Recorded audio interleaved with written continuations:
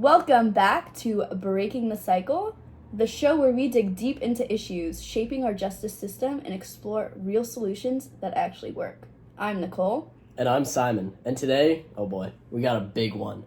We're talking about why the U.S. justice system keeps failing and what we can learn from a country that's already getting it right, Norway. Yep, and trust me, by the end of this episode, you'll see why Norway has become the gold standard for prison reform and why the U.S. desperately needs to pay attention. Okay, so let's start with a number that still blows my mind every single time I say it. 66% of people released from U.S. prisons end up back behind bars within only 3 years. You heard that right. That's 2 out of 3 people. And here's where it gets even more shocking. Norway's recidivism rate, about 20%. That's less than a third of ours.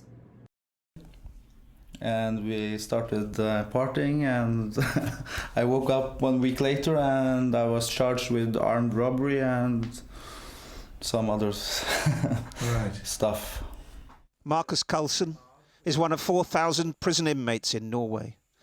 That's about equivalent to the size of just the female jail population in England and Wales.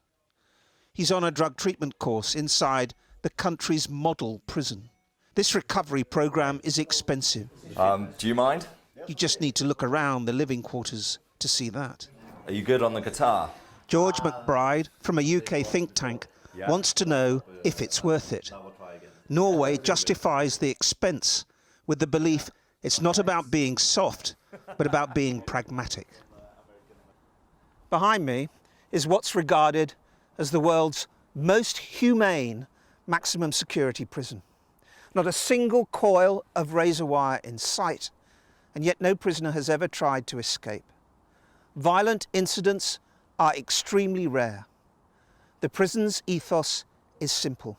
Everyone inside will one day be outside and will become somebody else's neighbour.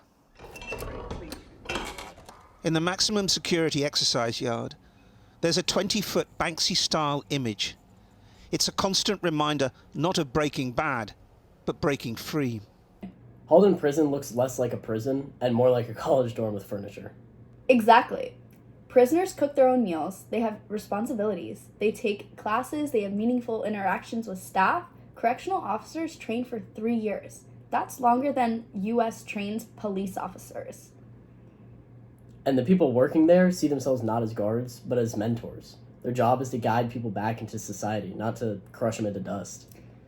Compare that to many U.S. prisons where inmates spend 23 hours in a cell in solitary confinement.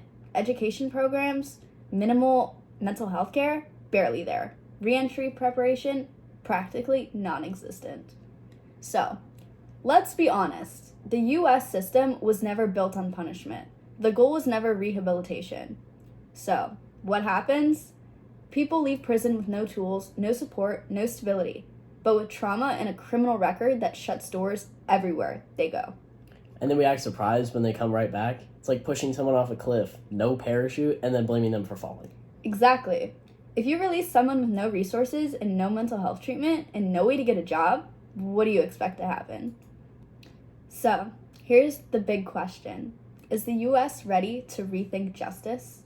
Because Norway proves something powerful. When you treat people like human beings, they come back to society as better people overall. And you know what? It doesn't just help the people in prison. It helps all of us. Lower recidivism means safer communities, lower costs, and stronger families. And before someone says, oh, but Norway is different. Yes, cultures differ, but the science is universal. Rehabilitation works, punishment alone does not. So, to our policymakers, our community leaders, and anyone with influence listening right now, it's time. It's time to rethink justice. Time to build a system that heals instead of harms. Time to break the cycle, not reinforce it. Norway gave us the blueprint. All we have to do is use it. Thanks for joining us on Breaking the Cycle. If this episode made you think, even a little, share it. Talk about it, and push for change. Real justice starts with all of us. We'll see you next time.